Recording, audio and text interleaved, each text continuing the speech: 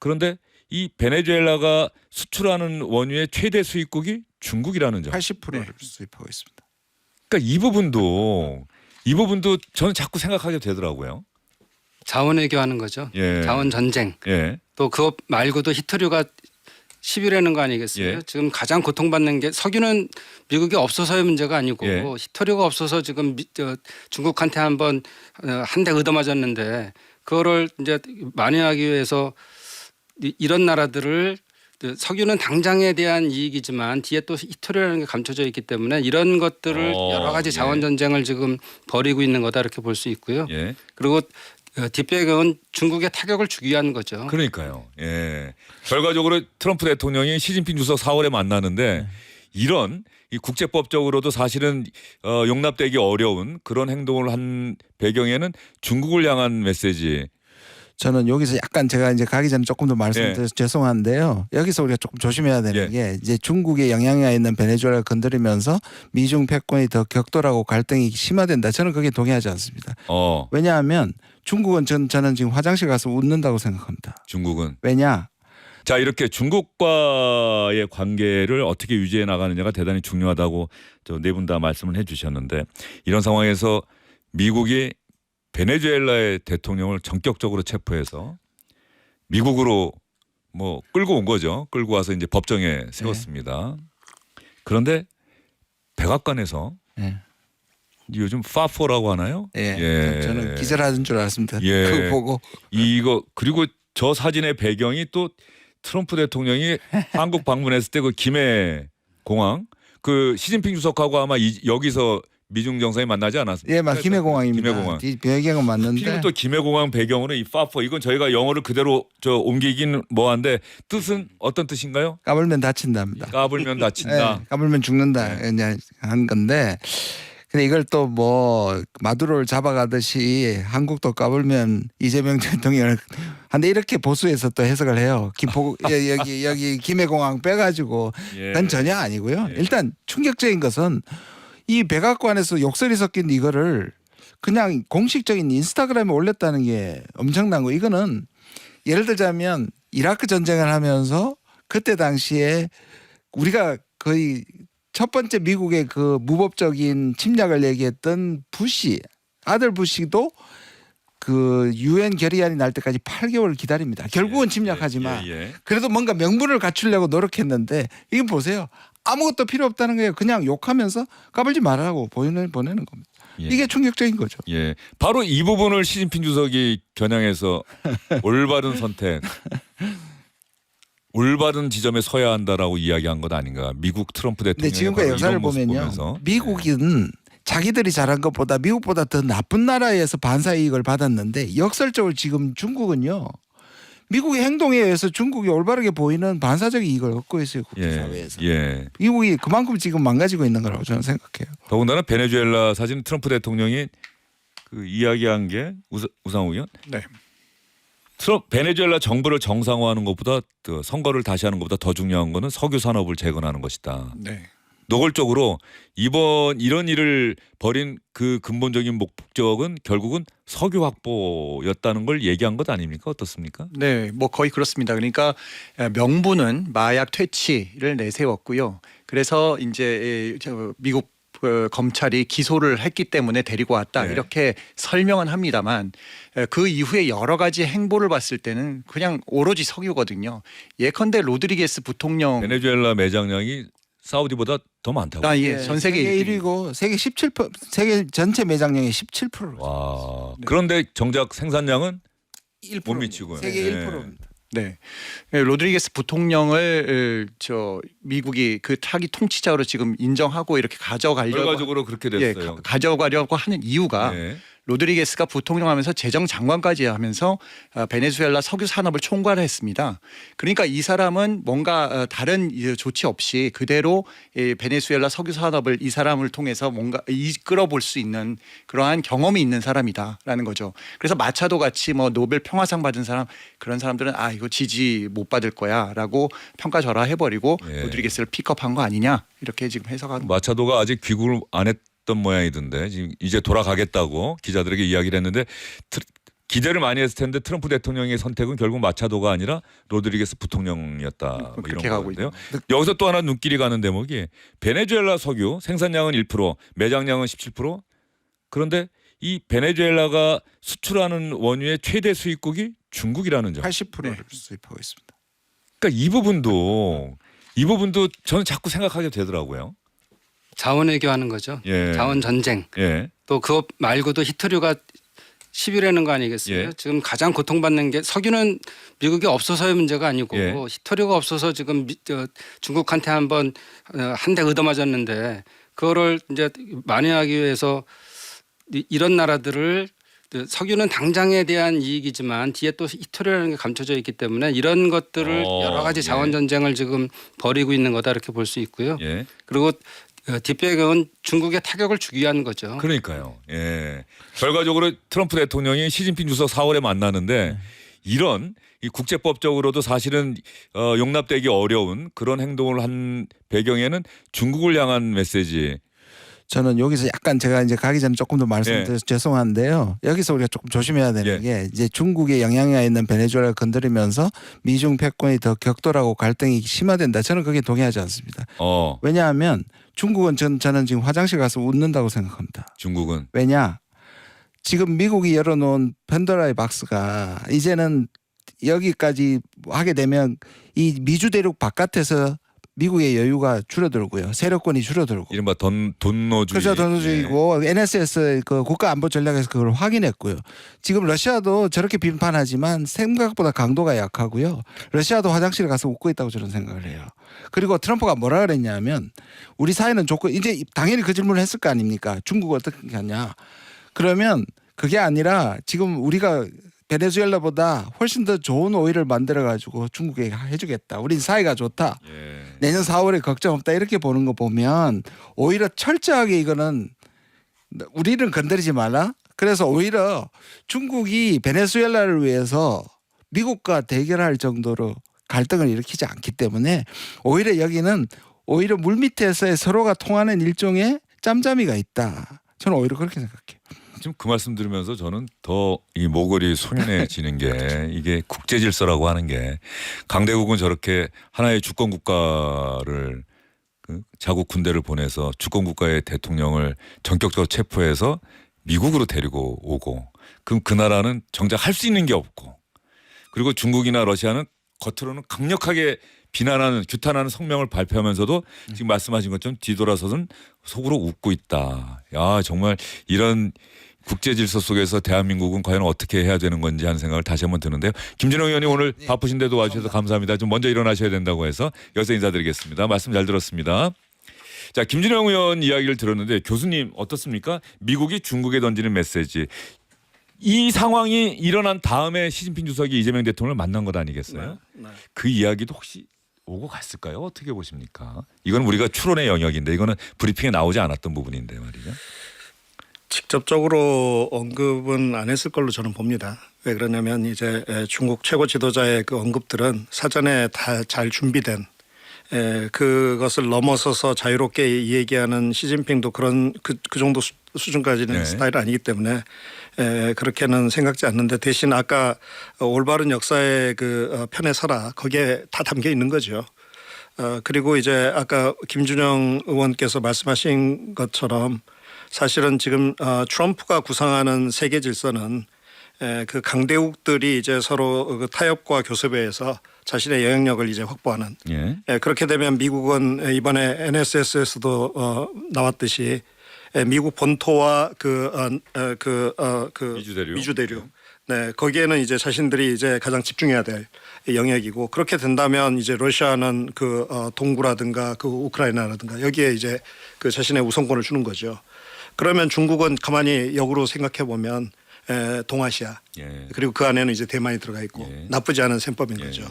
그런데 저기 트럼프로서는 좋은 게 중국의 가장 중요한 그 원유 그 수출국을 제압함으로써 사실은 중국의 그 경제 단가를 대폭 올리는 거거든요.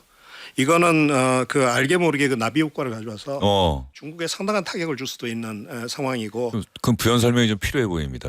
왜 그러냐면 그 모든 강대국에 있어서 가장 그 중요한 요건은 뭐냐면 당시 필요로 하는 에너지를 누가 가장 효율적으로 싸게 그 확보하느냐의 싸움이거든요. 그런 차원에서 이제 미국 같은 경우는 저희 셰일가스가 있고 그런데 이제 중국 같은 경우는 그걸 알기 때문에 다양하게 이제 그 소스를 확보하려고 노력했던 거고 예. 베네수엘라는 그 중에 가장 중요한 수입국 중에 하나였던 거죠. 그런데 거기를 이제 만약 미국이 장악하게 되면 중국은 그 부족분을 어디서 가져오겠습니까? 결국은 러시아하고 교섭해야 되고 사실 중국이 필요하다는 거니까 단가는 더 올라갈 거고 예. 사우디에서 가져와야 되고 예. 중국으로서는 대단히 곤혹스러운 상황이 되는 거고 트럼프로서는 레버리지를 확보하는 겁니다. 그래서 중국이 히토류 가지고 미국을 압박했듯이 그 에너지를 가지고 트럼프가 이제 중국에 대해서 한마디 할 수 있는 거죠. 내가 도와줄까 뭐 예를 들면. 이번 4월에 만나서 이제 도와줄까? 예. 히토류 가지고 장난치지 마. 예. 나도 있어. 예. 라고 할 수 있는 거죠. 베네수엘라 저 석유가 엄청 좋아질 거야. 우리 기업들이 들어가서 그 정제도 잘하고 그러면은 그동안 저 수입했던 베네수엘라 석유하고는 완전히 품질이 달라져. 뭐 이러면서 중국으로서는 정말 뼈아픈 게 그 1대1로를 세계 150여 개국과 이제 서로 그 협의를 맺고 예. 전 세계적으로 확장했지 않습니까? 그런데 베네수엘라가 가장 중요한 남미 지역의 교두보예요. 그리고 남미 쪽을 향해서 지금 중국의 영향력이 급속도로 확산되는 상황인데 거기를 딱 찍어가지고 트럼프가 지금 공격을 했고 그러니까 이제 중국으로서는 대단히 중요한 자신의 마치 목덜미를 잡힌 것처럼 대단히 곤혹스러운 지금 상황일 겁니다. 거기에 제대로 반격할 수도 없고 실제로 그럴 능력과 의지가 없는 거죠. 교수님 말씀에 뭐 저절로 귀가 번쩍 뜨이는데 말이죠. 그러니까 트럼프 대통령이 이번 베네수엘라 마두로 대통령 전격적인 체포 이런 다목적 포석이 있었다. 중국에 던지는 메시지가 분명히 존재하는 것이다라고 하는데 박 의원님 평가. 최근에 중국의 외교 정책이 조금 변화가 있었습니다. 그러니까 1대1로를 중심으로 해서 전 세계에 대한 자원 외교 또 외교 관계 또 경제 지원 이런 걸 통해서의 지지세를 확보했었는데 어느 순간에 제가 들은 정보로는 네. 전 세계에 대한 외교관들을 대사급들을 다 불러서 중남미나 아프리카처럼의 그런 데보다는 중국 이웃들 국가들 여기를 좀 더 중요시하겠다. 물론 이것이 안보 문제도 있고 여러 가지 미국의 이제 미중 경쟁이 있다 보니까 더 먼 나라보다는 가까운 나라를 중시하는 그런 외교 전략을 바꾼 점이 있는데 그런 데서의 허점을 찔렸다 이렇게 볼 수도 있고요. 근데 결국은 옛날에도 보면 얄치회담이라든지 뭐 이런 정상들 강대국끼리의 협상을 통해서 나눠 먹기를 많이 하잖아요. 그래서 진짜 이 외교라는 것은 자기 나라의 이익을 위해서 국익을 위해서 하는 게 가장 필요한데 제가 일례로 네. 크림 반도를 러시아가 공격을 하면서 생산 걸렸지 않습니까? 그런데 그 블라디보스톡을 해서 그쪽에 동북부 쪽이죠. 러시아의 동북부 쪽에 그러니까 제재를 받았다 이 말씀. 제재를 했는데 미국은 제재를 한 이후에 투자를 10배 더 했고요. 통계를 보니까 일본 4배를 더 했습니다. 우리나라만 그 상황에서 투자를 뺐어요. 근데 그때가 굉장히 사할린 반도로부터 해서 쭉 해악선 에너지의 것이 많이 개발되고 그랬을 때거든요. 이제 그런 것들을 보면 말씀하신 것처럼의 겉과 뒤가 더 다를 수 있다. 이런 것들을 우리가 잘 봐야 될 것 같습니다. 예. 지금 그 말씀 들으면서 저는 드는 생각이 러시아가 우크라이나를 침공했을 때 당시 미국은 바이든 정부였죠. 상당히 국제사회가 강하게 규탄하고 비판하고 그러지 않았습니까? 그런데 지금 러시아와 우크라이나 전쟁을 끝내는 휴전 협상을 중재하는 게 미국 대통령이다.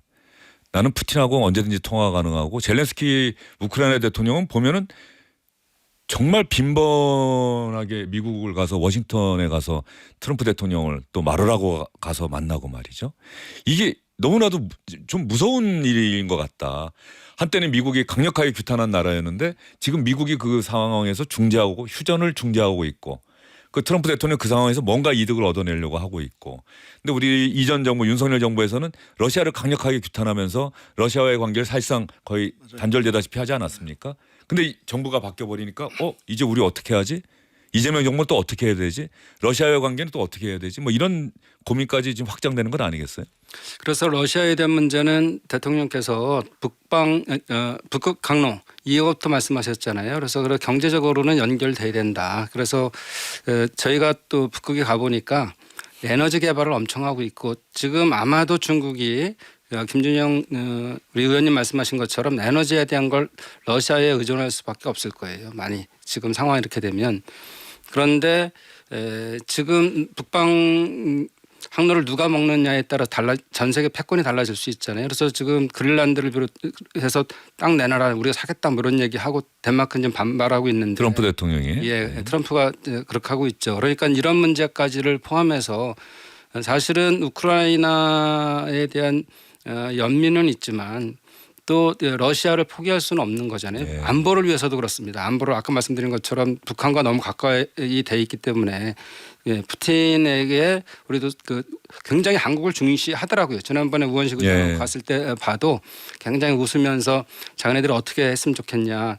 한국이 이제 진출해 있는 130개 기업들에 대해서 자기들이 잘 살펴보겠다 이런 얘기까지 하거든요. 그리고 그 전에 북방경제협력위원회를 통해서 북방 포럼을 갔을 때 그때도 한국과의 관계를 좀 잘 가져가고 싶어하고 그 기업인들도 보니까 에너지에 대한 개발도 중요한데 그 북극 항로가 열리면 LNG 쉐빙선뿐만 아니라 플랜트 산업 또는 도시 개발 스마트 시티까지 포함해서 그런 것들까지도 다 한국이 좀 하는 게 적합하지 않냐 이렇게 제안을 해요. 그러니까 한편 우리도 실익을 경제를 위해서는 그렇게 또 접촉을 할 필요가 있다. 정부가 부담스러우면 민간 기업들이 먼저 갈 수 있는 거죠. 예. 이 말씀 듣다가 보니까 갑자기 궁금해지는데 우상욱 위원도 지금 베이징 특파원을 했잖아요. 네. 그러니까 우리가 중국을 어떻게 생각하는지는 우리는 대한민국 사람이니까 우리가 중국 생각하는 건 제가 생각하는 것이 또 평균적으로 우리 대한민국 국민이 생각하는 건데 중국에 살고 있는 중국인들은 대한민국을 어떻게 생각하는지가 갑자기 궁금해져요. 예? 제가 중국 특파원한 게 10년 전입니다. 10년 전. 네. 그때는 상당히 한국과 중국의 관계가 좋았고요. 중국인들이 한국에 대해서 아주 좋은 감정을 품고 있고 어찌 보면 살짝 선망의 대상이기도 했고요. 그때는 한류가 또 중국에 한류가 갔을 때고, 예. 그때는 이제 지금 같은 한한령이 없이 한국의 드라마들이 막 엄청난 인기를 받기도 하고 했기 때문에 굉장히 분위기가 좋았고요. 뭐 예컨대 택시를 탔을 때 택시 기사들도 한국에 대해서 항상 좋은 얘기만 했는데 제가 최근에 들어온 특파원들 얘기를 들어보면 과거하고는 좀 많이 달라졌다 합니다. 거기도 혐한 문제가 분명히 있고요. 특히 우리의 혐중에 대해서 민감하게 받아들이고 거기에 좀 반발하는 그런 느낌, 그런 의식도 있고요. 이제는 좀 한국이 약간 깔보는 그런 그 시각도 좀 있고요. 그래서 좀 예전 역사로 또 돌아가는 듯한 느낌. 네, 니네는 우리 속국이었지 않냐, 뭐 이런 생각들이 점점 강화되고 있어서 이런 문제에 대해서도 어떻게 우리가 해결해 나갈지가 좀 고민인 그런 상황입니다. 저는 조금 다르게 보는데요. 이제 수직적 관계에서 수평적 관계로 가자는 대통령 말씀처럼 그렇게 관계를 가야 되고 아직도 서로 간에 한중 관계가 안 좋아지면서 싫어하는 건 있지만 그래도 한국이 선진국이라는 느낌들은 있어요. 그래서 선망의 대상으로 보고 있고 저희가 옛날에 대륙 깔보지 않았습니까? 뭐 그런데 그렇게 해서 우리도 자신감은 있다 정도지 우리를 깔볼 수는 없는 상황이다 이렇게 보고 있습니다. 교수님 생각은 어떠세요? 그 단기적으로 보면 이제 맞는 말씀이신데 좀 더 길게 보면 확실히 중국은 그 역사적으로 그 문명적으로 자신들은 대국이고 세계의 중심이었죠. 네, 세계 중심이고 이게 한국은 소국이다라는 마인드가 분명히 있는 것 같고요. 중국의 문제점은 이제 그런 마인드를 가진 중국이 과연 미국을 대체해서 새로운 세계 질서를 제시해야 되는데 그것이 중국은 그 위계적인 어떤 그런 질서 외에 다른 걸 시험해 본 적이 없거든요. 그리고 아직까지 중국이 내세우는 여러 가지 이야기들이 있는데 그것이 충분히 어떤 구체적인 내용을 가지고 미국에 제시했던 어떤 자유주의적인 어떤 질서보다 더 나은 질서라는 것을 외부 국가들에게 확신을 줄 수 있는 그게 아직은 없거든요.